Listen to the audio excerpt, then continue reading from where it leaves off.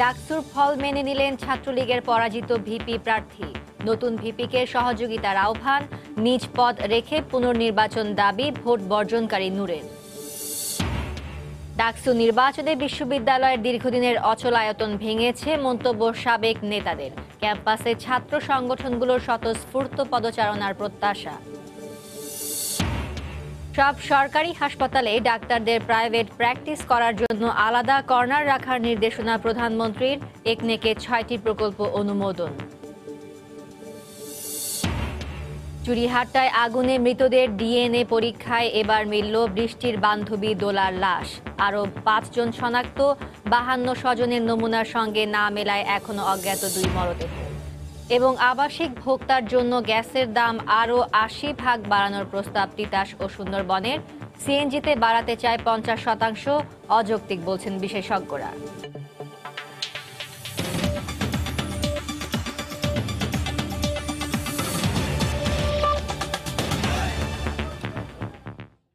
সময় সংবাদের সঙ্গে আছি আমি ফারজানা মুমু।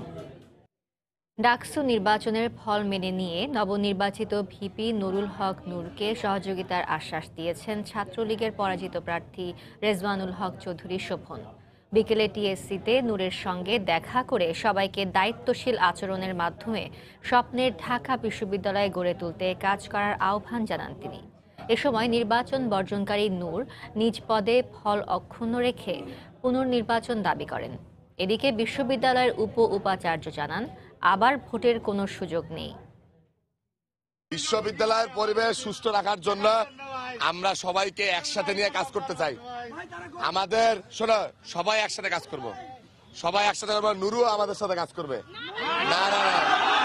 উপাচার্যের বাসভবনের সামনে দিনভর বিক্ষোভে থাকা নিজ কর্মীদের সঙ্গে মঙ্গলবার বিকেলে যোগ দেন ডাকসু নির্বাচনে ছাত্রলীগের ভিপি প্রার্থী রেজওয়ানুল হক চৌধুরী শোভন। ডাকসু নির্বাচনের ফল মেনে নিয়ে বিক্ষোভ প্রত্যাহারে কর্মীদের আহ্বান জানান তিনি। আমরা বাংলাদেশ ছাত্রলীগ এমন কোনো কিছু করব না সেটা আমাদের ভাবমূর্তিতে আমাদের সমস্যা হয়। কিন্তু তোমরা এনে করতেছ, সাধারণ শিক্ষার্থীরা যারা ক্লাস করতে আসতেছে তাদের জন্য সমস্যা হচ্ছে। তাহলে এগুলোর জন্য কি, এগুলোর জন্য ছাত্রলীগের কি একটা খারাপ ইম্প্যাক্ট করতেছে না? এমন কোনো কাজ করা যাবে না যাতে আমাদের বাংলাদেশ ছাত্রলীগের ভাবমূর্তি নষ্ট হয়। পরে টিএসসি এলাকায় গিয়ে দেখা করেন নবনির্বাচিত ভিপি নুরুল হক নুরুর সঙ্গে। আশ্বাস দেন একসঙ্গে কাজ করার দায়িত্বে সহযোগিতার। ভোটে কিন্তু সে বিজয়ী হয়েছে, তো আমাদের এই রায়টা প্রত্যেককে মেনে নিতে হবে। প্রত্যেককে মেনে নিয়ে ঢাকা বিশ্ববিদ্যালয়ের সুষ্ঠু পরিবেশ রক্ষার্থে, কারণ এই ঢাকা বিশ্ববিদ্যালয়ে আমরা সকল শিক্ষার্থীরা একসাথে পাশাপাশি থেকে চলাফেরা করি। আমরা দুজন একই হলের। আমার বড় ভাই, আমি একটি পদে ভিপি পদে প্রতিদ্বন্দ্বিতা করেছি, সেও প্রতিদ্বন্দ্বিতা করেছি। আমি বিজয়ী হয়েছি, সে আমাকে শুভেচ্ছা জানিয়েছে বা স্বাগত জানিয়েছে। আমিও তাকে আন্তরিকভাবে ধন্যবাদ জানাচ্ছি। ক্লাস পরীক্ষা বর্জনের কর্মসূচি থেকে আমরা সরে আসলাম। এর আগে ক্যাম্পাসে আসেন নবনির্বাচিত ভিপি নূর। সোমবার ভোট গ্রহণ শেষ হওয়ার 1 ঘন্টা আগে নির্বাচন বর্জন করলেও ভিপি এবং সমাজসেবা সম্পাদক পদের জয় মেনে নিয়ে বাকি পদে পুনরায় নির্বাচন দাবি করেন তিনি। গতকালকে এই জোট হচ্ছে তারা সংবাদ সম্মেলন করেও কিন্তু এই কারচুপি নির্বাচন প্রত্যক্ষ করেছিল। কিন্তু আমার কথা হচ্ছে, আমরা যেহেতু ভিপি নির্বাচিত হয়েছি, আমরা আজকে এই বিভিন্ন প্যানেলের ছাত্র প্রতিনিধিদের নিয়ে আমরা আলোচনা করে আমাদের পরবর্তী কর্মসূচি ঠিক করব। এদিকে ভিপি পদের ফল প্রত্যাখ্যান করে দিনভর উপাচার্যের বাসভবনের সামনে বিক্ষোভ করেন ছাত্রলীগ কর্মীরা। পুনর্নির্বাচনের দাবিও জানান তারা। পুরো নির্বাচন আবার চাই, পূর্ণাঙ্গ সুষ্ঠু নির্বাচন চাই। কারণ যারা ভিসির বাড়ি ভাঙে, ভিসির বাড়িতে আগুন দেয়, তারা কেমনে ভিসির প্রার্থী হয় এবং তারা কেমনে বিজয় লাভ করে, এটা আমাদের নিকট আসলে প্রশ্নাতীত। যথাসময়ে ভোট 2টা পর্যন্ত গ্রহণ করা হয়েছে, তারপরে রেজাল্ট কেন রাত্রেবেলা অন্ধকার হলো? আর একজন শিবির কিভাবে আমাদের নেতা হয়? ঢাকা ইউনিভার্সিটির যে প্রগতিশীল যে ছাত্ররা, তারা এই ধরনের একজন মানুষকে বিপি হিসেবে কোনোদিনও মানে নাই, মানবে না। যতক্ষণ পর্যন্ত আবার পুনরায় নির্বাচন না হচ্ছে ততক্ষণ আমরা এখানে অবস্থান করব। এদিকে একই দাবিতে বিশ্ববিদ্যালয়ে বিক্ষোভ মিছিল করেন ছাত্রদলের কর্মীরাও। শুধু ঢাকা বিশ্ববিদ্যালয় প্রশাসন এটার সাথে জড়িত আমি মনে করি না। এটা সরকারের উচ্চ পর্যায় থেকে নির্দেশিত একটি ফলাফল ঘোষণা করা হয়েছে, যার মাধ্যমে একজন পরিকল্পিতভাবে একটি ব্যক্তিকে ভিপি হিসেবে ঘোষণা করা হয়েছে আমি বলে মনে করি। তবে বিশ্ববিদ্যালয়ের উপাচার্য জানান পুনরায় ভোট গ্রহণের কোনো সুযোগ নেই। সামান্য ত্রুটি বিচ্যুতি থাকলে 28 বছর পরে নির্বাচন হচ্ছে, এটা থাকবে, এটা করুক। কিন্তু ওরা যে নির্বাচন বর্জন করলো, এখন কি বর্জনের কোনো যৌক্তিকতা আছে? ভিপির মতো পোস্টে পার হয়ে গেছে, প্রফেসর সুযোগ নাই। ঢাকা বিশ্ববিদ্যালয় কেন্দ্রীয় ছাত্র সংসদ ডাকসু নির্বাচনে ভিপি এবং সমাজসেবা সম্পাদক ছাড়া বাকি পদগুলোতে জয়ী হয় ছাত্রলীগ মনোনীত প্রার্থীরা। খান মোহাম্মদ রুমেল, সময় সংবাদ, ঢাকা। এই মুহূর্তে ঢাকা বিশ্ববিদ্যালয়ের টিএসসিতে আছেন রিপোর্টার বেলায়েত হোসাইন। সরাসরি চলে যাচ্ছি তার কাছে। বেলায়েত, মোমো, কিছুক্ষণ আগে এখানে ঢাকা বিশ্ববিদ্যালয় কেন্দ্রীয় ছাত্র সংসদে যিনি ছাত্রলীগের প্যানেল থেকে ভিপি প্রার্থী হয়েছিলেন, ছাত্রলীগের কেন্দ্রীয় সভাপতি রেজাউল হক চৌধুরী শোভন, তিনি এখানে এসেছেন। তিনি এসে কোটা সংস্কার আন্দোলনকারীদের প্যানেল থেকে যিনি ভিপি নির্বাচিত হয়েছেন নুরুল হক নুরু, তার সঙ্গে এসে দেখা করেছেন এবং আমরা দেখেছি যে শোভন নুরুর সঙ্গে কোলাকুলি করার মাধ্যমে তারা দুইজনই একটি সৌহার্দ্যপূর্ণ পরিবেশে তারা কথা বলেছেন এবং শোভনের পক্ষ থেকে সমস্ত আন্দোলন প্রত্যাহার করে নেওয়ার ঘোষণা করে নেওয়ার প্রত্যাশা করার পরে নুরু কিন্তু ঢাকা বিশ্ববিদ্যালয়ের যে আগামীকালকে থেকে যে লাগাতার ক্লাস পরীক্ষা বর্জনের যে ঘোষণা দিয়েছিলেন তিনি সেই তার ঘোষণাটি কিন্তু প্রত্যাহার করেছেন এবং এখানে শোভন কিন্তু একটি কথা বলেছেন, ছাত্রলীগের যিনি কেন্দ্রীয় সভাপতি, তিনি বলেছেন যে ঢাকা বিশ্ববিদ্যালয়ের ছাত্রদের প্রতিনিধি হয়ে নুরু কাজ করবেন। এটি বলার পরে নুরু বলেছেন যে তিনি ছাত্রদের প্রতিনিধি হয়ে কাজ করতে চান এবং তিনি আন্দোলনের প্রত্যাহারের ঘোষণা দেন। তবে নির্বাচন বর্জন কিংবা পুনর্নির্বাচনের দাবিতে যে ঘোষণাটি তার পক্ষ থেকে দেওয়া হয়েছিল সেই বিষয়ে আসলে এখন তার অবস্থান কি সে বিষয়ে কিন্তু তিনি এখন স্পষ্ট করেননি। তবে তার এই ঘোষণার পরে অন্যান্য যে ছাত্র সংগঠনগুলো রয়েছে যারা তার সঙ্গে একাত্ম হয়ে আন্দোলনের ঘোষণা দিয়েছিলেন, বিশেষ করে ছাত্র ইউনিয়ন, ছাত্র ফেডারেশন সহ অন্যান্য যে ছাত্র সংগঠনগুলো কিংবা স্বতন্ত্র জোটে যারা প্রার্থী ছিলেন, তারা কিন্তু এই বিষয়ে তাদের সঙ্গে আমরা কথা বলার চেষ্টা করেছি। তারা এখন পর্যন্ত এই বিষয়ে কোনো মন্তব্য করেননি। তারা বলেছেন যে বিষয়টি নিয়ে তারা পর্যালোচনা করার পরে তারা তাদের অবস্থান জানাবেন। তো বিষয়টি নিয়ে আমরা দেখেছি যে এখানে ছাত্রলীগ সভাপতি এখানে বেশ কিছুক্ষণ কথা বলার পর তিনি আসলে এখানে নুরুর সঙ্গে কোলাকুলি করে আগামীর সামনের দিনগুলো কাঁধে কাঁধ মিলিয়ে তারা কাজ করার একটা প্রত্যয় ব্যক্ত করে তারা কিন্তু এখান থেকে ছাত্রলীগ সভাপতি এখানে বেশ কিছুক্ষণ অপেক্ষা করে তারা অবস্থান করে তারা এখান থেকে গিয়েছেন। আপনাকে একটু জানিয়ে রাখতে চাই যে আজকে সকাল থেকে কিন্তু ক্যাম্পাসে আমরা যেটি দেখেছি যে একেবারে থমথমে পরিস্থিতি, ধাওয়া পাল্টা ধাওয়ার ঘটনা ঘটেছে, একে অপরকে দোষারোপের ঘটনা ঘটেছে। একেবারে সর্বশেষ এসে আমরা দেখলাম যে ছাত্রলীগের পক্ষ থেকে কোটা সংস্কারকারী আন্দোলনের যিনি নেতা নুরুর সঙ্গে যে বিষয়টি ঘটলো যে তারা দুজনেই সৌহার্দ্যপূর্ণ আলোচনা করলেন এবং দুজনেই বলে যায় যে মিলে যাওয়ার ঘটনাটি ঘটলো। তো এরপরে আসলে যারা প্রাণ প্রগতিশীল আছে তাদের পক্ষ থেকে কি ঘোষণা আসে সেটি এখন আসলে দেখার বিষয়। তো এই ছিল আমার কাছে এখনকার মতো সর্বশেষ। মোমো, ঢাকা বিশ্ববিদ্যালয় টিএসসি থেকে এতক্ষণ সবশেষ খবর জানাতে আমাদের সাথে যোগ দিয়েছিলেন বেলায়েত হোসাইন। এর আগে গতরাতে ঘটনাবহুল ডাকসু নির্বাচনে ভিপি নির্বাচিত হন সাধারণ ছাত্র অধিকার সংরক্ষণ পরিষদের নুরুল হক নূর। জিএস ছাত্রলীগের গোলাম রাব্বানী এবং এজিএস নির্বাচিত হয়েছেন সাদ্দাম হোসেন। এর আগে গতকাল দিনভর ভোট গ্রহণে নানা নাটকীয়তা ও বর্জনের ঘটনা ঘটে। ফল ঘোষণার পর প্রত্যাখ্যান করে ছাত্রলীগ। ফল প্রত্যাখ্যান করেন অন্য প্রার্থীরাও। মোহাম্মদ নুরুল হক তিনি পেয়েছেন 11,062 ভোট এবং নির্বাচিত।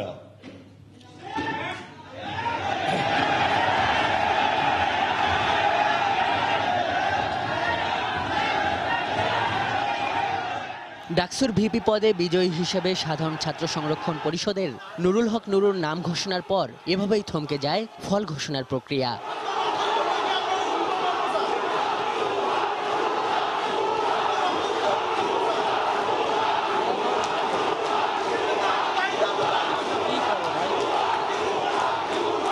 জিএস পদে গোলাম রাব্বানী ও এজিএস পদে সাদ্দাম হোসেনের নামে হর্ষধ্বনি এলেও ধীরে ধীরে উত্তপ্ত হয়ে ওঠে ঢাকা বিশ্ববিদ্যালয়ের সিনেট ভবনের পরিবেশ।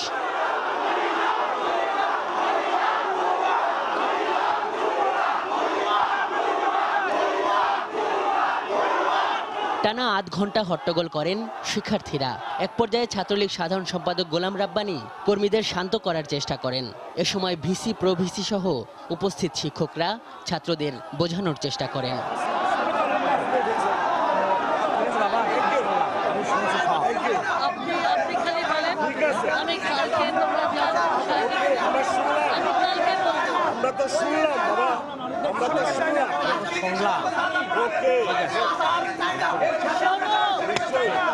পরে ভিপি পদের ফল প্রত্যাখ্যান করে আবারও নির্বাচন দাবি করে ছাত্রলীগ। যিনি ডাকসুর প্রেসিডেন্ট অনারেবল প্রেসিডেন্টের বাসায় হামলা করেছে সে কখনো ডাকসুর ভিপি হতে পারে না। আমাদের দাবি হচ্ছে ওই ঘটনার তদন্ত রিপোর্ট প্রকাশ করা হয়নি। হ্যাঁ, ওটা করতে হবে। ওই তদন্ত রিপোর্ট প্রকাশ করতে হবে। এই আজকে যে হয়েছে রোকেয়া হলে সেই ঘটনা তদন্ত করতে হবে। ভিপি পদে যে নির্বাচন সেটাকে প্রত্যাখ্যান করছি, আমরা পুনরায় নির্বাচন চাই। উপাচার্যের বাসভবনের সামনে অবস্থান নিয়ে এই দাবিতে স্লোগান দিতে থাকেন ছাত্রলীগ কর্মীরা।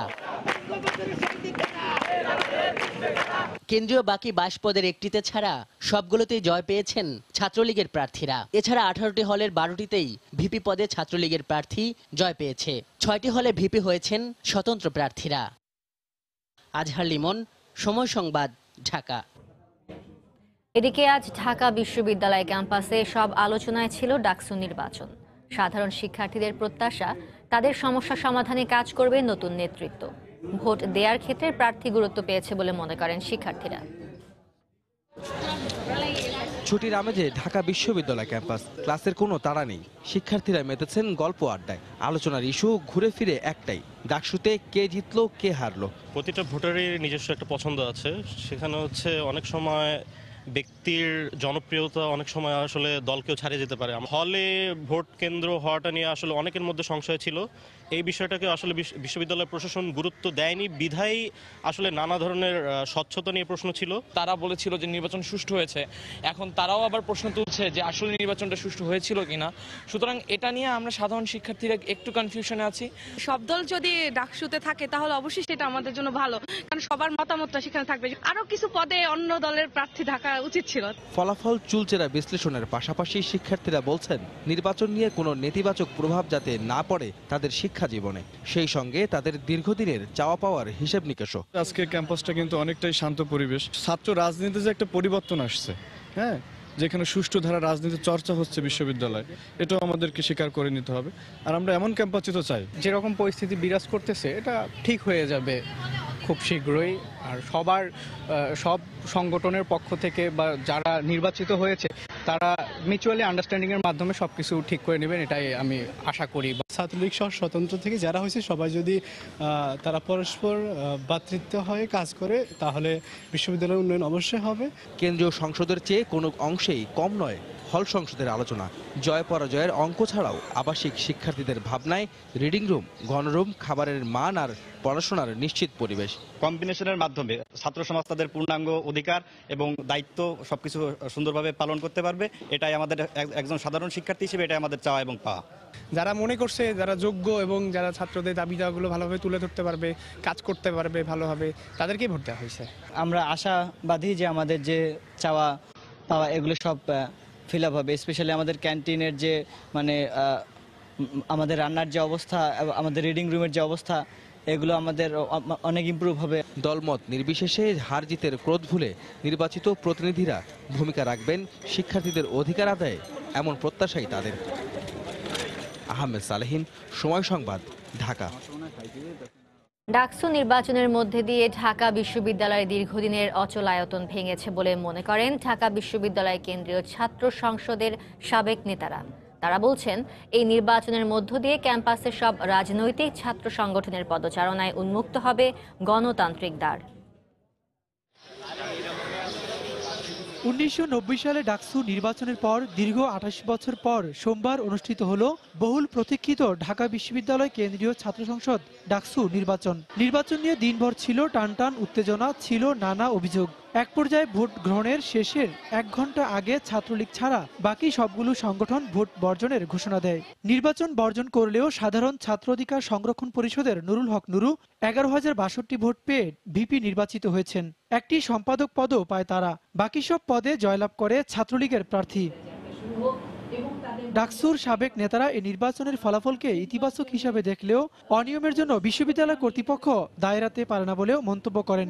যেগুলো ঘটনা ঘটেছে দুটি মেয়েদের হলে, এটা অমার্জনীয় অপরাধ আমি বলবো। এই যে ছেলেটি নুরু যে নির্বাচিত হয়েছে সভাপতি, আমি অত্যন্ত আনন্দিত। আমি সেই ক্ষেত্রে বলবো তারা পছন্দের প্রার্থীকে তো বেছে নিতে পেরেছে, সেই সুযোগটা তো প্রশাসন দিল।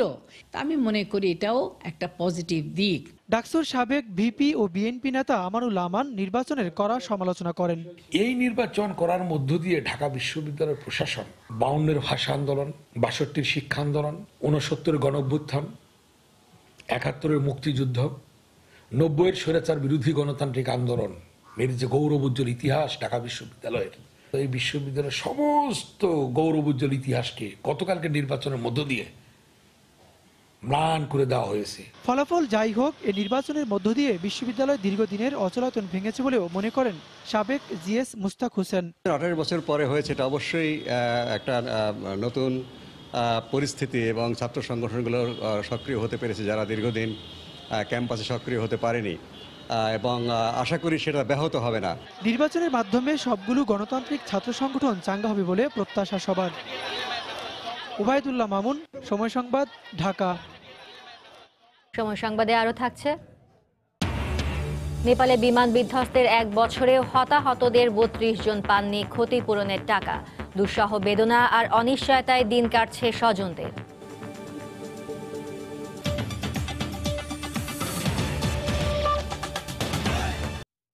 সব সরকারি হাসপাতালে ডাক্তারদের প্রাইভেট প্র্যাকটিস করার জন্য আলাদা কর্নার রাখার নির্দেশনা দিয়েছেন প্রধানমন্ত্রী শেখ হাসিনা।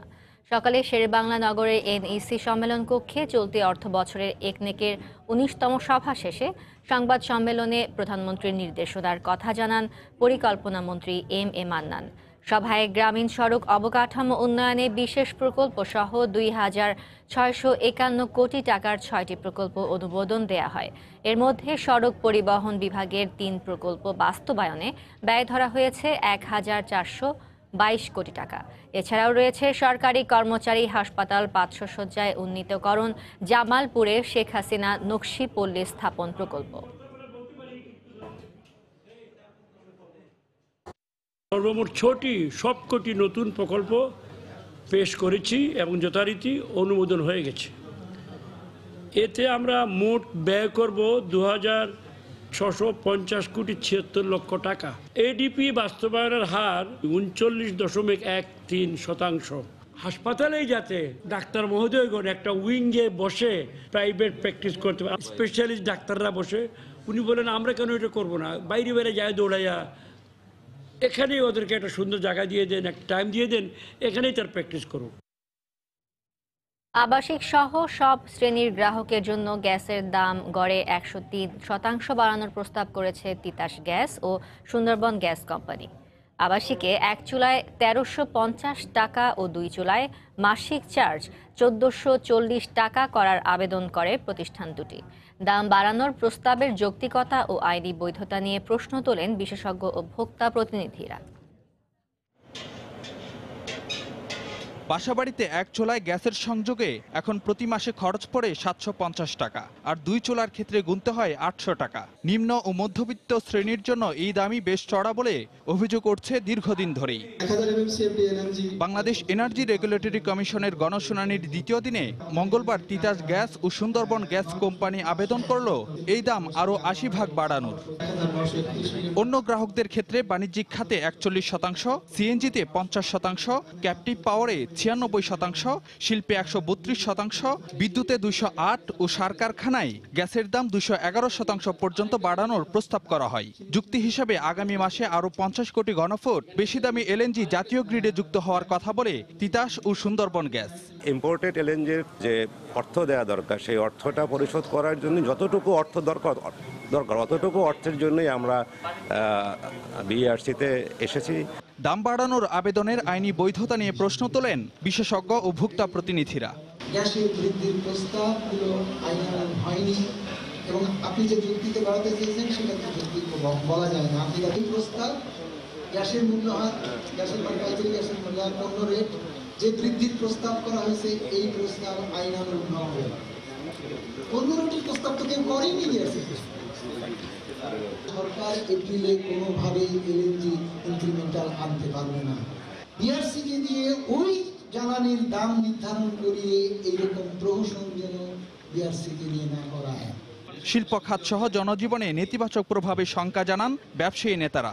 এত বছর পরে আপনারা গ্যাস দিলেন, গ্যাসের কানেকশন এখনো বহু লোক ডিমান্ড করবে, গ্যাসের কানেকশন পায় নাই, আর আজকেই আপনারা গণশুনানি শুরু করছেন, ডাবল দাম বাড়ায় দিবেন। এই ধরনের মূল্য বৃদ্ধি হলে আপনার সেই ডিমান্ড থাকবে না এবং দেশ শিল্পায়নের যে পথে, যে মোমেন্টামে অগ্রগতির যাত্রায় আছে, সেটি ব্যাহত হবে। শুনানিতে জ্বালানি খাতে অনিয়ম ও দুর্নীতি বন্ধের জোর দাবি ওঠে। ফারুক ভূঁইয়া, রবিন, সময় সংবাদ, ঢাকা। রাজধানীর চকবাজারের চুরিহাটায় অগ্নিকাণ্ডের রাতে নিখোঁজ দোলার লাশও ডিএনএ পরীক্ষার মাধ্যমে শনাক্ত করা গেছে। এছাড়া আরও 5 জনের পরিচয় জানা গেছে। স্বজনদের দেয়া 52 নমুনার সঙ্গে মিল না পাওয়ায় এখনও 2টি মরদেহের পরিচয় বের করা সম্ভব হয়নি বলে জানান সিআইডি প্রধান। দুপুরে সংস্থাটির সদর দপ্তরে এ তথ্য জানান তিনি। সিআইডি প্রধান বলেন, 68টি মৃতদেহের মধ্যে ডিএনএ পরীক্ষার মাধ্যমে শনাক্ত করে প্রথম দিকেই হস্তান্তর করা হয় 48টি মরদেহ। দ্বিতীয় ধাপে 20টি মরদেহের পরিচয় বের করার কাজ শুরু করে সিআইডি। পরীক্ষা নিরীক্ষা শেষে পরে 11টি এবং আজ 6টি মরদেহের পরিচয় বের করা হয়েছে।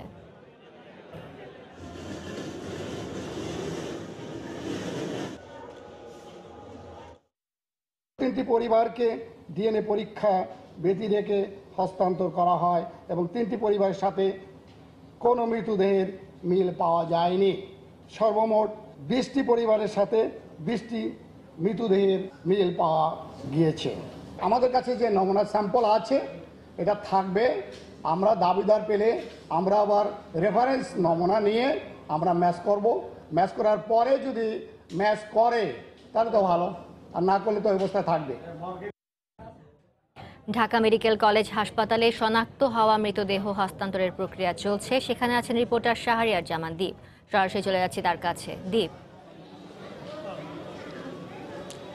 মোমো, এই মুহূর্তে আমি রয়েছি ঢাকা মেডিকেল কলেজ হাসপাতালের মর্গে এবং এখানকার অবস্থা যদি আপনাকে বলতে চাই যে এখানে একটা হৃদয় বিদারক চিত্তের কিন্তু অবস্থা বিরাজমান। এখানে আমরা দেখতে পেয়েছি যে আজকে আপনারা জানেন যে সিআইডি যখন 5 জনের মরদেহ শনাক্ত করতে পেরেছে তারপরের থেকে কিন্তু এখানে যারা নিহত হয়েছেন তাদের আত্মীয়রা বা নিখোঁজ রয়েছিলেন এতদিন তাদের আত্মীয়রা কিন্তু এখানে ভিড় করছে এবং এখনও তারা অবস্থান করছেন এখানে। এবং আমরা ইতিমধ্যে জানতে পেরেছি যে আজকে এখান থেকে 4 জনের মরদেহ এবং 2 জনের দেহের অংশবিশেষ এখান থেকে দেওয়া হবে। এবং কিছুক্ষণ আগে মামলার যে তদন্ত কর্মকর্তা তিনি আমাদের সাথে কথা বলেছেন এবং তিনি যেমনটি বলেছেন যে প্রত্যেকটি পরিবারের মরদেহর সাথে 20,000 টাকা করে দেওয়া হবে যাতে তারা দাফন এবং পরিবহনের জন্য এই টাকাটি দেওয়া হবে। এখানে এই অবস্থা যদি একটু বলে রাখতে চাই যে এখানে আসার পরে আমরা দেখতে পেয়েছি অনেকে আসছেন, অনেক সন্তান আসছেন তার পিতার মরদেহ নিতে, অনেক ভাই আসছেন তার ভাইয়ের মরদেহ নিতে, অনেক স্ত্রী আসছেন তার স্বামীর মরদেহ নিতে। অর্থাৎ এখানে যে স্বজনদের যে আহাজারিতে কিন্তু এখানকার আবহাওয়া কিন্তু ভারী হয়ে উঠেছে এবং আমরা দেখতে পেয়েছি জেলা প্রশাসনের পক্ষ থেকে, আইনশৃঙ্খলা বাহিনীর পক্ষ থেকে তাদেরকে সহযোগিতা করার চেষ্টা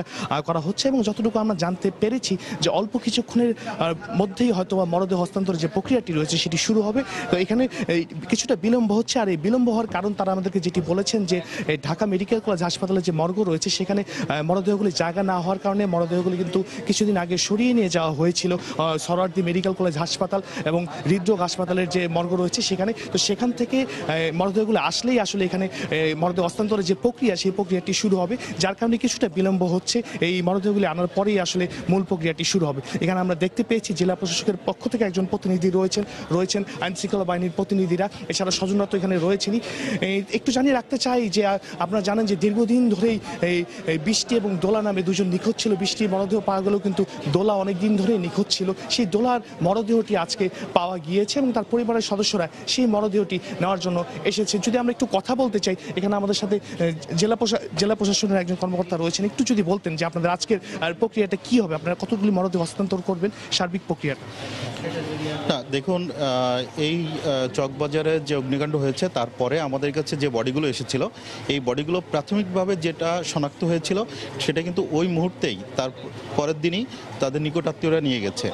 এখন নতুনভাবে যেগুলো আমাদের কাছে সংরক্ষণ করা ছিল তাদের নিকটাত্মীয়রা যারা এসে আমাদের কাছে কমপ্লেন করেছে নিখোঁজ ব্যক্তিদের সন্ধানে, তাদের ডিএনএ স্যাম্পল সংগ্রহ করেছি। এই ডিএনএ স্যাম্পলের সাথে যাদের ম্যাচ করেছে এবং যখন আমরা পরিচয় নিশ্চিত হতে পেরেছি তাদেরকে এখন আমরা পর্যায়ক্রমিকভাবে হস্তান্তর করেছি। এই কিছুদিন 2 দিন আগেও আমরা কিন্তু কিছু 11টি বডি হস্তান্তর করেছি। আজকে অনুরূপভাবে 4 জনের নিকটাত্মীয় আমাদের কাছে এসেছে এবং এই বডিটা আমরা হস্তান্তর করব। ধন্যবাদ। ঠিক যেমনটি উনি বলছিলেন যে আজকে 4 জনের মরদেহ এখান থেকে হস্তান্তর করা হবে এবং 2টি মরদেহের অংশবিশেষ এখান থেকে হস্তান্তর করা হবে। একটু জানিয়ে রাখতে চাই যে এখানে একটি বিষয় হচ্ছে, সেটি হচ্ছে যে এখান থেকে বলা হচ্ছে যে একজনের মরদেহ নিয়ে একটি ধূম্রজালে তৈরি হয়েছে। সেই মরদেহটি তার পরিবারের স্বজনরা নিয়ে গিয়েছিল, কিন্তু পরবর্তীতে জানা যায় যে এই মরদেহটি আরেকজনের, সেক্ষেত্রে একটু সমস্যা তৈরি হয়েছে। তো এখানকার যারা কর্মকর্তা রয়েছেন তারা বলছেন যে এই সমস্যাটি শীঘ্রই তারা সমাধান করে দিবে। তো মোমো, এখান থেকে আসলে আমার কাছে সর্বশেষ যে তথ্যটি ছিল যে অল্প কিছুক্ষণের মধ্যেই যে মরদেহগুলি পরিচয় শনাক্ত হয়ে গেছে সেই মরদেহগুলির এর হস্তান্তর প্রক্রিয়া শুরু হবে। মরদেহ হস্তান্তর প্রক্রিয়ার সবশেষ খবর জানাতে ঢাকা মেডিকেল কলেজ হাসপাতাল থেকে আমাদের সাথে যোগ দিয়েছিলেন শাহরিয়ার জামানতি।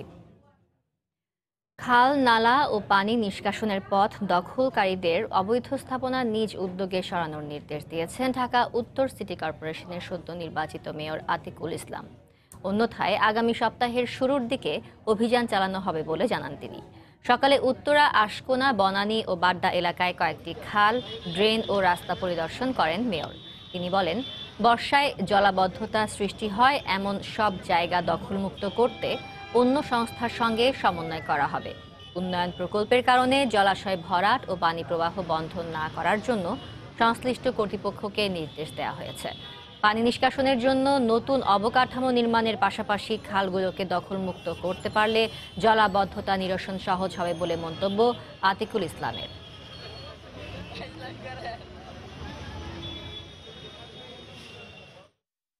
আমি ইন দি মিন টাইম আজকে দেখেছি এবং কালেকটিভ হইতে যেই যে ডিপার্টমেন্টগুলোর সাথে জড়িত আছে আমি প্রত্যেকে নিজে ফোন করব।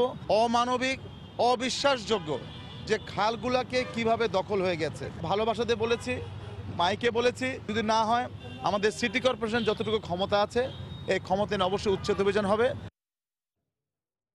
4 দিন বিরতি দিয়ে দ্বিতীয় পর্যায়ের দ্বিতীয় দফায় অবৈধ দখল উচ্ছেদ শুরু করেছে বিআইডব্লিউটিএ। সকালে মোহাম্মদপুরের তুরাগ পাড় থেকে শুরু হয় অভিযান।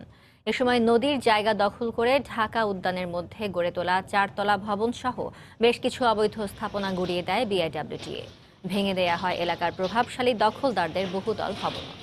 ঢাকা উদ্যান ছাড়াও আশপাশের বসিলা হাউজিং ও চন্দ্রিমা হাউজিংও একইভাবে নদীর জায়গা দখল করে ব্যবসা করে আসছে বলে জানিয়েছে বিআইডব্লিউটিএ। ধারাবাহিকভাবে অবৈধ সব স্থাপনা উচ্ছেদ করা হবে বলেও জানায় সংস্থাটি।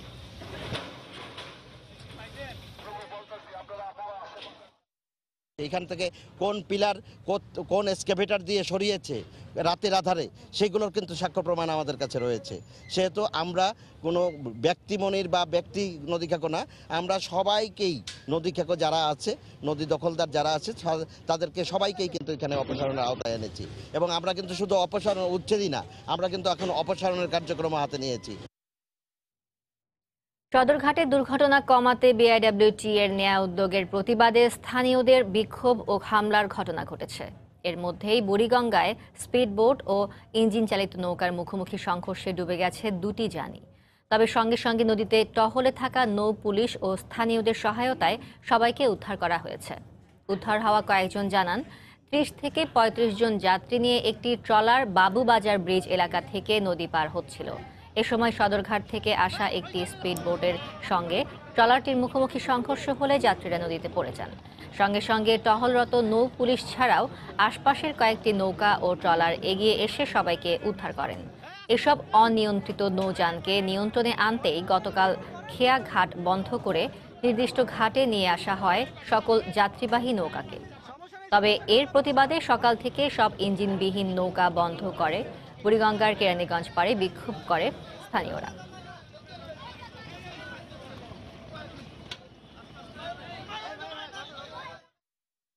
ধরে টাইনে পরে আমার মার উঠেছে, আমার মার উঠানে পরে ওই লোকটা আবার আমার টাইনে এইটার ভিতরে নৌকার ভিতরে উঠাইছে। আজকে আমার মায়ের আমরা বাঁচাইতে পারতাম না। সেটা বসে আসছিলাম, তখন যখন আমি পরে গেছি তখন সাথে রাত আবার এটাই ধরছিল, ওই যে স্ট্রিট বোটটাই ছিলাম আর কি ছিলাম আমরা। স্ট্রিট বোটটা এখান দিয়ে আসতেছিল আর আমাদের নৌকাটা এখান আমরা পার হইতেছিলাম, তো মুখোমুখি সংঘর্ষ, কেউ ব্যালেন্স রাখতে পারে নাই, মুখোমুখি সংঘর্ষে বাড়ি গেছি। সময় সংবাদে আরো থাকছে, ভারতের লোকসভা নির্বাচন পেছানোর দাবি তৃণমূল কংগ্রেসের, অযৌক্তিক দাবি বলছে বিজেপি, মমতা প্রশাসনের সমালোচনা।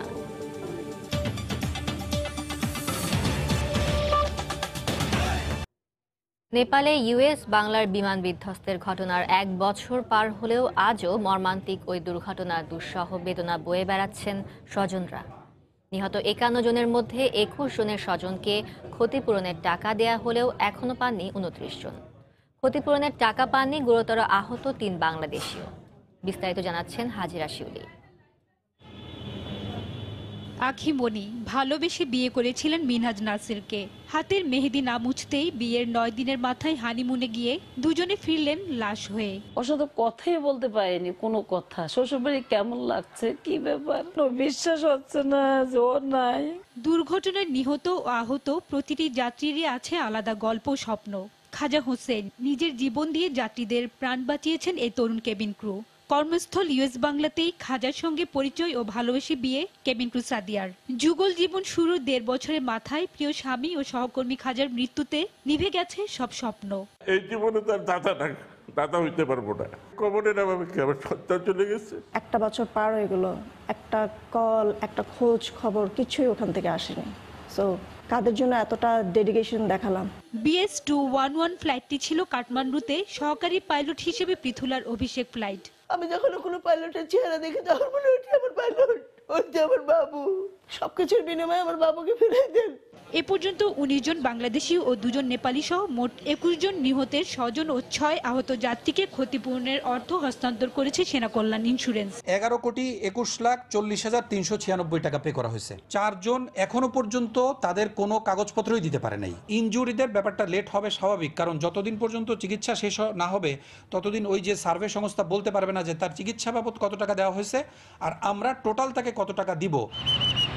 এই দুর্ঘটনা পুরো এভিয়েশন শিল্পের জন্য একটি শিক্ষা বলে মনে করে ইউএস বাংলা কর্তৃপক্ষ। প্রত্যেকটা ঘটনা থেকেই কিন্তু অটোমেটিক্যালি কিছু সেফটি মেজার্স চলে আসে। যেমন এইবারের রিপোর্টে বলা হয়েছে, নেপালের রিপোর্টে, যে নেপালের যে এয়ার ট্রাফিক কন্ট্রোলার যারা ছিলেন এদের ট্রেনিংটা আরও ভালো হতে হবে। যদি কন্ট্রোলাররা আপনার খুব অ্যাসার্টিভ হতেন তাহলে পাইলট ডিসঅরিয়েন্টেড হওয়ার পরেও এই দুর্ঘটনা প্রিভেন্ট করা সম্ভব হতো। পাইলট আবিদ সুলতান, সহকারী পাইলট পৃথুলা রশিদ সহ এই দুর্ঘটনায় প্রাণ হারান 27 বাংলাদেশি সহ 51 জন। দুর্ঘটনায় নিহতদের মধ্যে 23 জন নেপালি ও 1 জন চীনা নাগরিক। হাজিরা শিউলি, সময় সংবাদ, ঢাকা। অনিয়ম আর অব্যবস্থাপনায় হিমশিম খাওয়া রাষ্ট্রীয় পরিবহন সংস্থা বিআরটিসির সংকট কাটাতেই ভারত থেকে 1100 বাস ও ট্রাক আনার সিদ্ধান্ত নেওয়া হয়েছে। এর আগের অভিজ্ঞতা বলছে কোটি কোটি টাকায় বিভিন্ন দেশ থেকে বাস কেনা হলেও সেগুলো মেরামতে কর্তৃপক্ষ আন্তরিক না হওয়ায় বেশিরভাগ বাসই অচল হয়ে পড়ে আছে। এবার তাই টেকনিশিয়ানদেরও প্রশিক্ষণের ব্যবস্থা করছে ভারত। এহসান জুয়েলের রিপোর্ট, ছবি তুলেছেন SM সালাউদ্দিন। প্রায় 2.25 কোটি মানুষের ঢাকা, এখানে জীবিকার তাগিদে গণপরিবহনে চড়া মানুষের প্রতিপদের সঙ্গী বিরক্তি আর হতাশা। গাড়ি তো কোনো সময় আধা ঘন্টাও যায়, কোনো সময় 1 ঘন্টাও যায়। গত 3 দিন ধরে গুলশানে যাতায়াত করতেছি, আধা ঘন্টা 1 ঘন্টা ছাড়া গাড়ি পাওয়া যায় না। হয়রানি এই ছাড়া কোনো কিছুই নাই। সরকারি যদি পরিবহন বৃদ্ধি করা হইতো তাহলে সেখানে প্রতিযোগিতা বাড়তো, তাইলে ওরা আর বাসের ভাড়াটা বৃদ্ধি করতে পারতো না। এই সমস্যার সমাধান হতে পারত সরকারি ব্যবস্থাপনায় গণপরিবহন, কিন্তু বিআরটিসির বহরে থাকা 1430টি গাড়ির মধ্যে সচল আছে মাত্র 606টি বাস। এই ভাঙা পরিত্যক্ত বাসগুলোর মতোই অনেকটা অবস্থা এখন রাষ্ট্রীয় পরিবহন সংস্থা বিআরটিসির। প্রায় কোটি টাকায় কেনা বাসগুলোর অনেকগুলো এখন বিকল হয়ে আছে শুধুমাত্র 1000 টাকায় কেনা যন্ত্রপাতির অভাবে। দায়কার পরিকল্পনার, আন্তরিকতার, নাকি খামখেয়ালিপনার? খালি গাড়ি কিনা তো বড় কথা না। যে গাড়ি আসার কথা 5 বছর চালার কথা, 2 বছর মাথায় দেখাতে গাড়ি টাকা ভেঙে দিতেছে। ওই দেশের লোন দিয়ে ওই দেশের গাড়ি দেয়, তো ওরা ওদের যত দুর্বল গাড়িগুলো আছে এগুলো আমাদের কাছে পাঠাবে। মেনটেন্যান্সের মধ্যে 100 টাকার মেনটেন্যান্স করে যে বলে যে আমি 500 টাকা করছি, চেয়ারম্যান অথবা ডাইরেক্টর এখান থেকে খুলনা বরিশাল কীভাবে চেক করবে? তো এই যে মেনটেন্যান্স, এই যে অপারেশন, এগুলো আসলে দুর্বল। অচল অবস্থা কাটাতে ভারত থেকে 600 বাস ও 500 নতুন ট্রাক আনছে সংস্থাটি। এর মধ্যে 300 ডাবল ডেকার, 100 নন এসি এবং 200 এসি বাস। তবে আগের অভিজ্ঞতা থেকে এবার সতর্ক বিআরটিসি। যেসব কোম্পানি থেকে গাড়ি আনা হবে তাদের কাছেই প্রশিক্ষণ দেওয়া হবে টেকনিশিয়ানদের। ইকোনমিক লাইফ টাইম যেটা আছে সেই লাইফ টাইম স্পেয়ার্স এবং মেনটেন্যান্স, এই জিনিসটা যদি আমরা প্রকিউরমেন্টের সময় যদি আমরা খেয়াল না করি তাহলে তখন এগুলো প্রতিষ্ঠানের জন্য একটা বার্ডেন হয়ে যায়। আমাদের টেকনিশিয়ান লেভেলে যারা কাজ করবেন মেনটেন্যান্সের জন্য তারা এখানে লোকালও ট্রেনিং পাবে এবং বাইরে ওদের প্ল্যান্টে যেয়ে ওরা ট্রেনিং নিয়ে আসবে। অভিযোগ, বেসরকারি মালিকদের যে সিন্ডিকেট জিম্মি করে রেখেছে দেশের পরিবহন খাত, তাদের যোগ সাদস্যেই বিআরটিসিকে সক্রিয় করা যাচ্ছে না। এহসান জুয়েল, সময় সংবাদ, ঢাকা। গ্লুকোমা জনিত অন্ধত্বের ঝুঁকিতে রয়েছেন দেশের প্রায় 30 লাখ মানুষ। অসচেতনতা ও পর্যাপ্ত সেবা কেন্দ্রের অভাবে চিরতরে অন্ধ হওয়ার 2.5 লাখের সঙ্গে প্রতিনিয়তই বাড়ছে অন্ধ মানুষের সংখ্যা। গ্লুকোমায় হারানো দৃষ্টি কোনো চিকিৎসাতেই ফিরে না আসায় সমন্বিত উদ্যোগের মাধ্যমে কার্যকর পদক্ষেপ গ্রহণের আহ্বান বিশেষজ্ঞদের। আমিনুর রহমানের ছবিতে দেখুন মুজাহিদ শুভর রিপোর্ট। অতি নিকটের দৃষ্টিও অস্পষ্ট 4.5 বছর বয়সী সাদিকের। জন্ম থেকেই গ্লুকোমায় আক্রান্ত সাদিক ইতিমধ্যেই হারিয়েছে দৃষ্টির 50 ভাগ। চিকিৎসা চালিয়ে না গেলে বাকি দৃষ্টিও হারানোর আশঙ্কা চিকিৎসকের।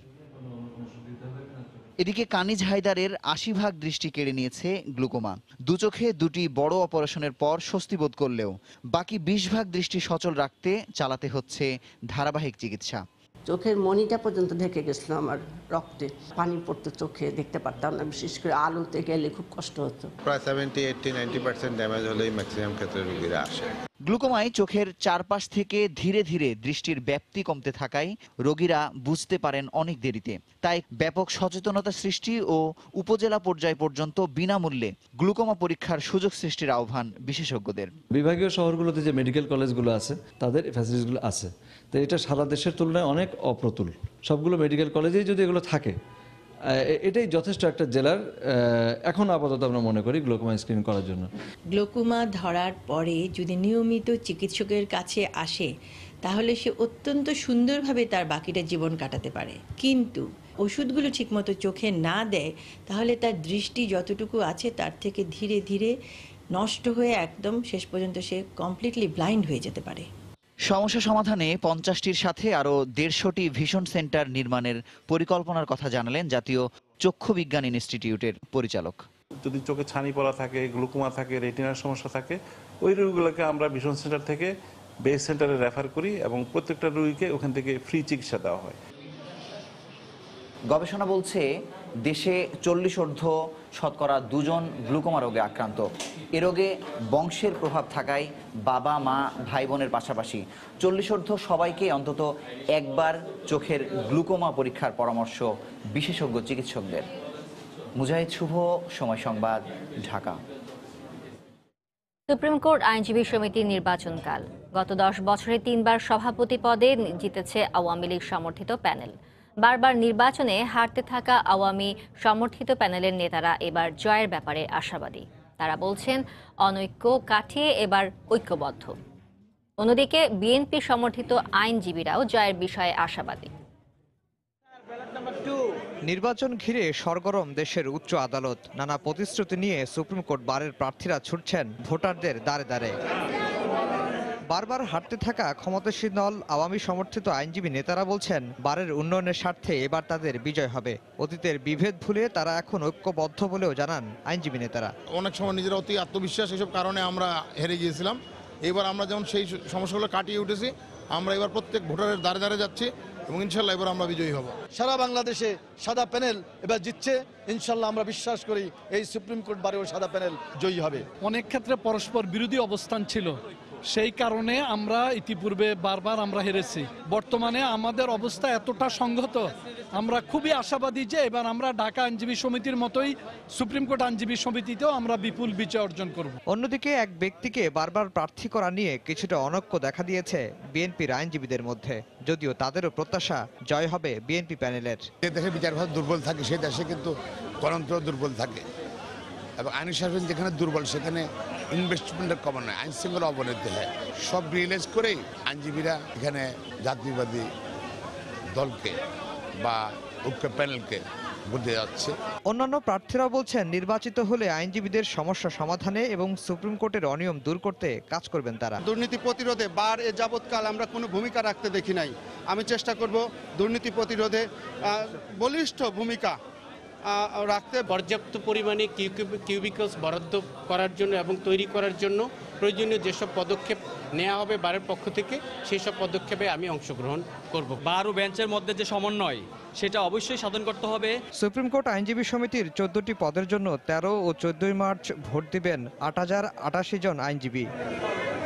আফজার হোসেন, সময় সংবাদ, ঢাকা। ঠাকুরগাঁয়ের বহরমপুরে বিজিবি গ্রামবাসী সংঘর্ষে 3 জন নিহতের ঘটনায় গ্রামবাসীর অভিযোগের পরিপ্রেক্ষিতে মামলা না হলে এজাহারভুক্তের জন্য হরিপুর থানা পুলিশকে নির্দেশ দিয়েছেন আদালত। সকালে হরিপুর আমলি আদালতের বিচারক ফারহানা খান এই আদেশ দেন। পাশাপাশি আগামী 11 এপ্রিলের মধ্যে হরিপুর থানার ভারপ্রাপ্ত কর্মকর্তাকে মামলা সংক্রান্ত প্রতিবেদন জমা দেওয়ারও নির্দেশ দেওয়া হয়।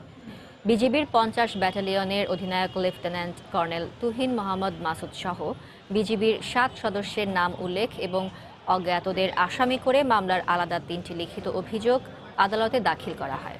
সংঘর্ষে নিহত নবাবের বাবা নজরুল ইসলাম, সাদেকের ভাই বাশেদ ও শিশু জয়নালের বাবা নূর ইসলাম বাদী হয়েছেন। গত 12 ফেব্রুয়ারি বহরমপুর গ্রামে গরু জব্দকে কেন্দ্র করে বিজিবি ও গ্রামবাসীর সংঘর্ষ হয়। এ সময় গুলিবিদ্ধ হয়ে 3 জনের মৃত্যু হয়। এই ঘটনায় নিহত 2 জন সহ 22 জনের নাম উল্লেখ করে 2টি মামলা করে বিজিবি। রাজশাহীর বরেন্দ্র এলাকায় 3 শতাধিক গভীর নলকূপ অকেজো। অন্যদিকে ভূগর্ভের পানি উত্তোলনে নিষেধাজ্ঞা থাকায় নতুন পাম্প স্থাপনেও মিলছে না বিদ্যুৎ সংযোগ। এতে ব্যাহত হচ্ছে মাল্টা, পেয়ারা, বরই সহ বিভিন্ন ফলের সেচ সুবিধা। রাকিবুল হাসানের রিপোর্ট, ছবি তুলেছেন আব্দুস সালাম। খটখটে শুষ্ক মাটি আর উঁচু নিচু টিলায় সাজানো বরেন্দ্র অঞ্চল। এমন ভূমি বৈশিষ্ট্যের কারণে সেচ নির্ভর এখানকার চাষাবাদ। কিন্তু গেল 3 বছর ধরে অকেজো শতাধিক ডিপ টিউবওয়েল। আমরা নিজেরা মোটর বসালছে আবাদ করার জন্য, মোটরেরও লাইন কেটে দিয়ে চলে গেছে। পানি পেলে পরে মালটা একটু বড় হবে, সাইজ হবে, গাছটা ভালো থাকবে।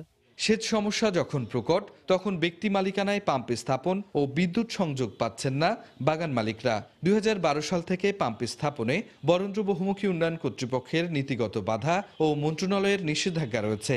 অনেকে বাড়ি থেকে সেচে বিভিন্ন জায়গায় পানি দিচ্ছে, এটা অবৈধ, সেটা আমরা বিচ্ছিন্ন করতেছি। পানির লেয়ার নিচে যাওয়ার কারণে এটা মন্ত্রণালয়ের সিদ্ধান্ত আছে।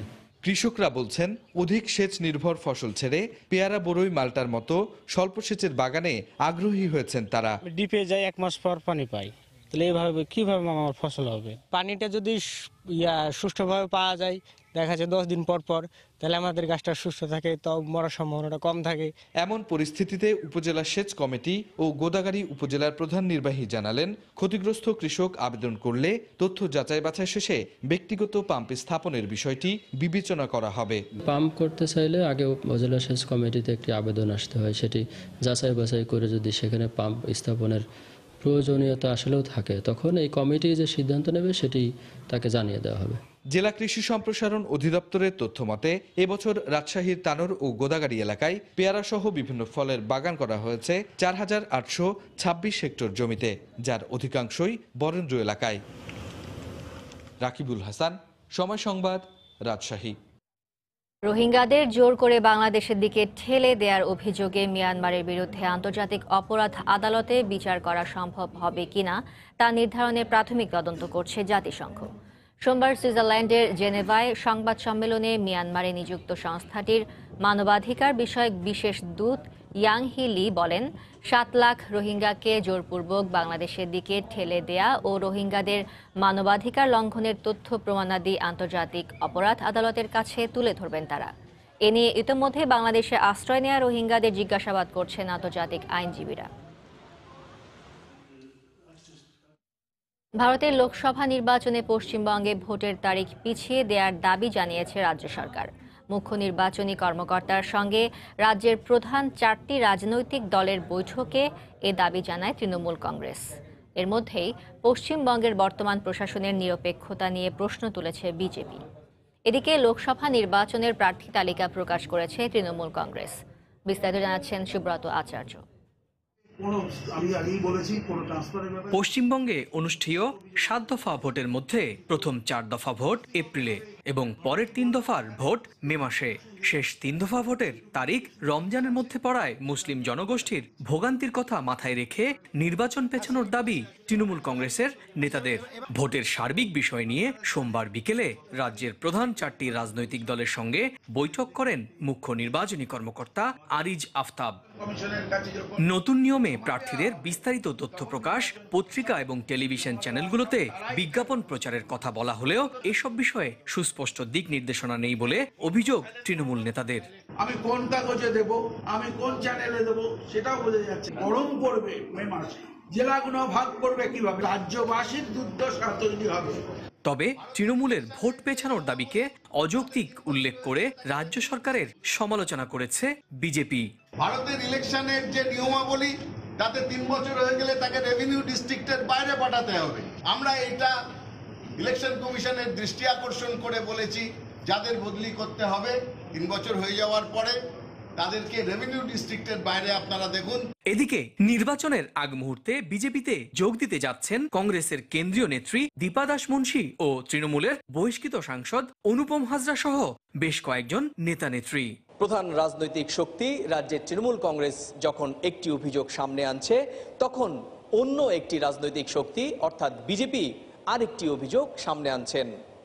আর এভাবেই লোকসভা নির্বাচনের আমেজ কিন্তু রাজনৈতিকভাবে উত্তপ্ত হয়ে উঠছে। সুব্রত আচার্য, সময় সংবাদ, কলকাতা। এই পর্যায়ে শীর্ষ সংবাদ জানিয়ে দিচ্ছি আরেকবার।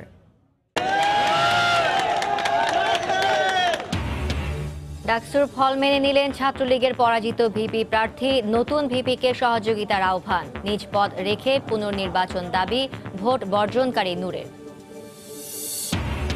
ডাকসু নির্বাচনের বিশ্ববিদ্যালয়ের দীর্ঘদিনের অচলায়তন ভেঙেছে মন্তব্য সাবেক নেতাদের। ক্যাম্পাসে ছাত্র সংগঠনগুলোর স্বতঃস্ফূর্ত পদচারণার প্রত্যাশা। সব সরকারি হাসপাতালে ডাক্তারদের প্রাইভেট প্র্যাকটিস করার জন্য আলাদা কর্নার রাখার নির্দেশনা প্রধানমন্ত্রীর। একনেকে 6টি প্রকল্প অনুমোদন। জুড়িহাট্টায় আগুনে মৃতদের ডিএনএ পরীক্ষায় এবার মিলল বৃষ্টির বান্ধবী দোলার লাশ। আরও 5 জন শনাক্ত। 52 স্বজনের নমুনার সঙ্গে না মেলায় এখনও অজ্ঞাত 2 মরদেহ।